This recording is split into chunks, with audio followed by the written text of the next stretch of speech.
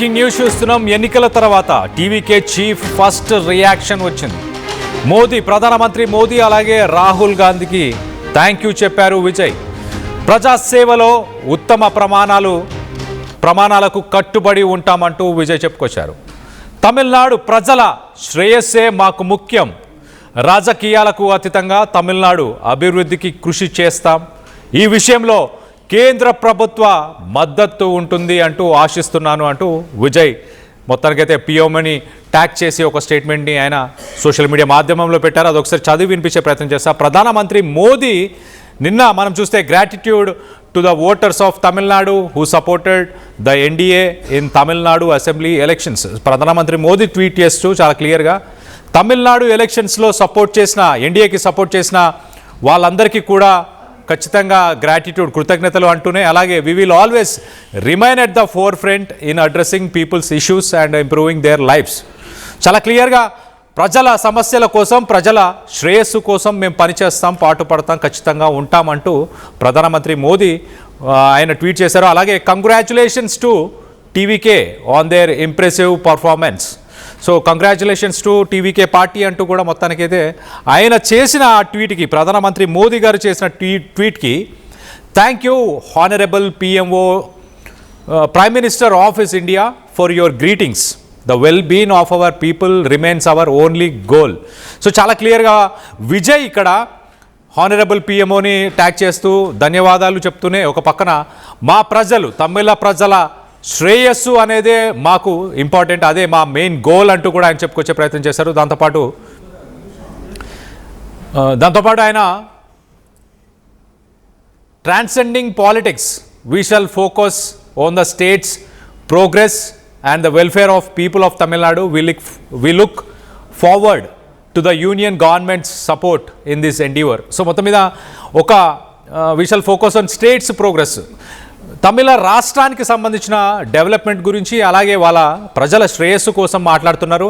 We look forward to the union government's support in this endeavour. So రానున్న రోజుల్లో కేంద్ర ప్రభుత్వం నుంచి సపోర్ట్ గురించి కూడా ఆయన మాట్లాడుతున్నారు చాలా క్లియర్గా. గతంలో మనం చూస్తే విజయ్ తను సభలు నిర్వహించి సభల్లో మాట్లాడిన సమయంలో మనం చూస్తే ఇటు అగ్రెసివ్గా ఆర్ఎస్ఎస్ ఐడియాలజీ నాకు వ్యతిరేకం అంటూ మాట్లాడారు, బీజేపీని వ్యతిరేకిగా ఒక ఐడియాలజికల్గా బీజేపీ వ్యతిరేకం అంటూ మాట్లాడారు. దాని తర్వాత డిఎంకే పార్టీని కూడా ఆయన ఒక పొలిటికల్ ఎనిమీగా ఉద్దేశించి మాట్లాడారు. కానీ ప్రస్తుతానికి చీఫ్ మినిస్టర్ పదవి తీసుకోపోబోతున్నాడు కాబట్టి ఆయన మాట్లాడే ఆ పద్ధతి కూడా మారిపోయిందని చెప్పుకోవాలి. గతంలో ఉన్న అగ్రెషన్, ఆ అజిటేషను ఇప్పుడు ఆ ట్వీట్లో కనిపించట్లేదు. కేంద్ర ప్రభుత్వంతో కలిసి పోరాడతాము, కలిసి మాట్లాడతాము అన్న ఉద్దేశంతోనే ఆయన ట్వీట్ చేశారు. చాలా క్లియర్గా అర్థమవుతుంది. We look forward to, last line చూడండి, లాస్ట్ సెంటెన్స్లో we look forward to the union government's support in this endeavour. Union government's supports అంటే ఒక చీఫ్ మినిస్టర్ బాధ్యతారహితంగా ఎలా ఉంటాడో అదే తరహాలో ఈ ట్వీట్ కనిపిస్తుంది చాలా క్లియర్గా. సో విజయ్ ఇటు ప్రధానమంత్రి మోదీతో మాట్లాడుతూనే అతనికి ప్రధానమంత్రి మోదీకి కృతజ్ఞతలు చెప్తూనే మరోపక్కన రాహుల్ గాంధీకి కూడా అదే నిమిషంలో ఈ రెండు ట్వీట్స్ కూడా ఒకటే నిమిషంలో వచ్చాయి. రాహుల్ గాంధీని కూడా ఉద్దేశించి ఆయన మాట్లాడే ప్రయత్నం చేశారు, ఒక ట్వీట్ కూడా చేశారు. ఒకసారి ఆ ట్వీట్ కూడా ఒకసారి చదివి వినిపించే ప్రయత్నం చేస్తా. ఒకసారి మనం చూడొచ్చు. ఇటు రాహుల్ గాంధీ నిన్న చేసిన ట్వీట్లో I spoke to the Tiru Vijay and congratulated him on TVK's spectacular result.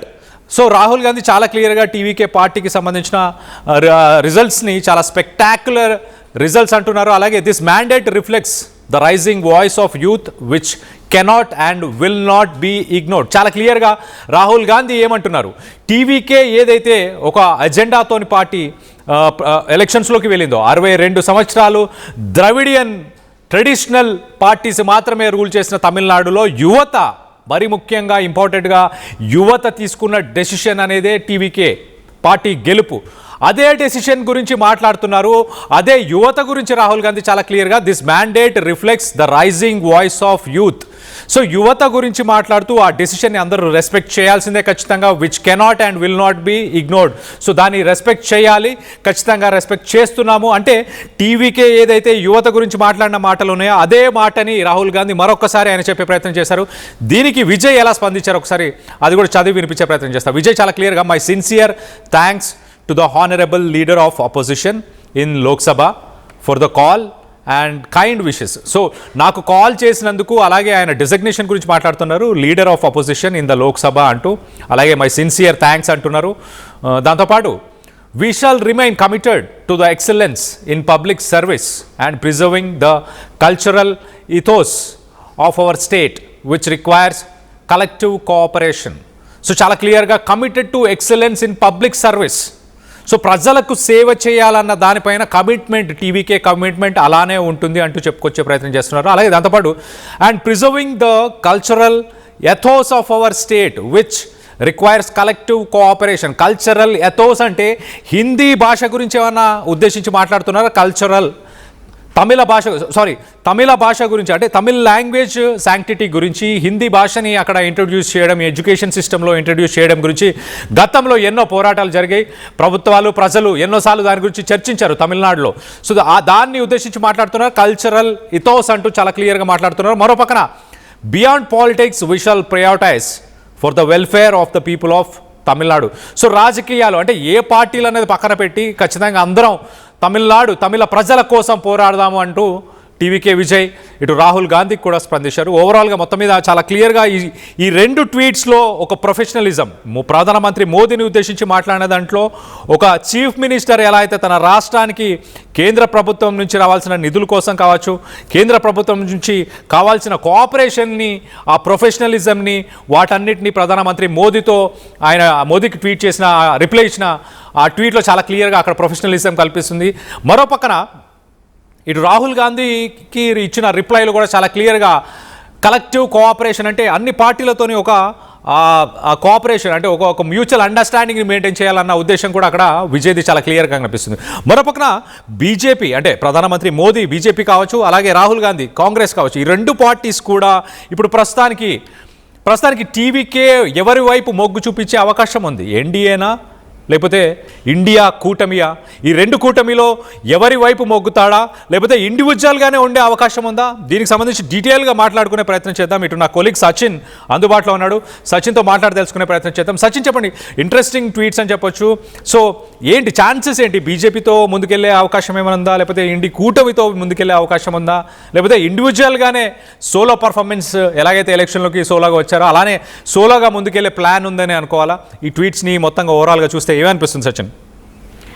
లేదు, సోలోగా వెళ్ళే అవకాశం ఎక్కడా లేదు. ఎందుకంటే మ్యాండేట్ లేదు కాబట్టి. మ్యాండేట్ 118, మ్యాజిక్ ఫిగర్ 118 ఉంది. ఆ 118 ని ఇక్కడ ఫిగర్ అవుట్ చేయడానికి ప్రెసెంట్ టీవీకే ఆలోచనలు ఉంది, తర్జన భర్జన ఉంది అనుకోవడం అతిశక్తి లేదు. బట్ టైమింగ్ గురించి మాట్లాడుకుందాం. ఇక్కడ మీరు గమనిస్తే కనుక వాళ్ళు చేస్తున్న ట్వీట్ కి, అది ప్రధాని మోదీ కావచ్చు లేకపోతే రాహుల్ గాంధీ, వాళ్ళు చేసిన ట్వీట్ కి రిప్లై ఇచ్చిన సందర్భంలో ఒక ఆసక్తికర పరిణామం, అంటే అబ్జర్వేషన్ మాట్లాడుకుంటాం కదా, that what my observation is, మీరు గమనిస్తే కనుక ఫస్ట్ మోదీకి రిప్లై ఇస్తున్న సందర్భంలో thank you honourable PMO India అంటే పిఎంఓని ట్యాగ్ చేస్తారు తప్ప మోదీని కాదు అని అనుకోవడం ఎక్స్పెక్ట్ లేదు. అదేంటి, ప్రైమ్ మినిస్టర్ మోదీయే కదా అంటే కనుక of course Narendra Modi tweet చేసినప్పుడు ఆయన ట్యాగ్ చేస్తుంది పిఎంఓని. అంటే అర్థం చేసుకోవచ్చు, అంటే నేను ఒక ప్రధానిగా ఆయన రెస్పెక్ట్ చేస్తున్నాను, లేకపోతే ఆయన ప్రధానిగా నేను గ్రీట్ చేస్తున్నాను. సో మోదీకి కనుక రిప్లై ఇస్తే బహుశా ఎక్కడ పార్టీ అఫిలియేషన్ అనే ఒక మార్క్ ఉంటుందని చెప్పి ఎక్కడా కూడా టచ్ చేయలేదు. పిఎంఓని ట్యాగ్ చేశారు. Thank you honourable prime minister of India, tag PMO India, prime minister office ని ట్యాగ్ చేస్తూ for your greeting, the well being of our people remain our only goal అంటూ మాట్లాడుకొచ్చారు. అట్ ద సేమ్ టైం ఇటు రాహుల్ గాంధీ చేసిన tweet కూడా ఇటు మాట్లాడుతూ my sincere thanks to the honourable leader of opposition in the Lok Sabha. So ఇక్కడ clear గా అర్థం చేసుకోవచ్చు, ఎక్కడ పేరును కూడా ప్రస్తావించలేదు విజయ్ అంటే is taking care every and each point, అంటే మైన్యూట్ పాయింట్స్ ని కూడా చాలా క్లియర్ గా మాట్లాడే ప్రయత్నం చేస్తున్నారు. As a politician is moving head, ఒక అడుగు ముందుకు వచ్చే ప్రయత్నం చేస్తున్నారు అనుకోవడంలో అతిశక్తి ఈ ట్వీట్స్ చూస్తూ ఉంటే. ఇంకేమంటున్నారు, we shall remain committed to the excellence in public service and preserving the cultural ethos of our state which requires collective cooperation beyond politics. We shall prioritize for the welfare of the people of Tamil Nadu.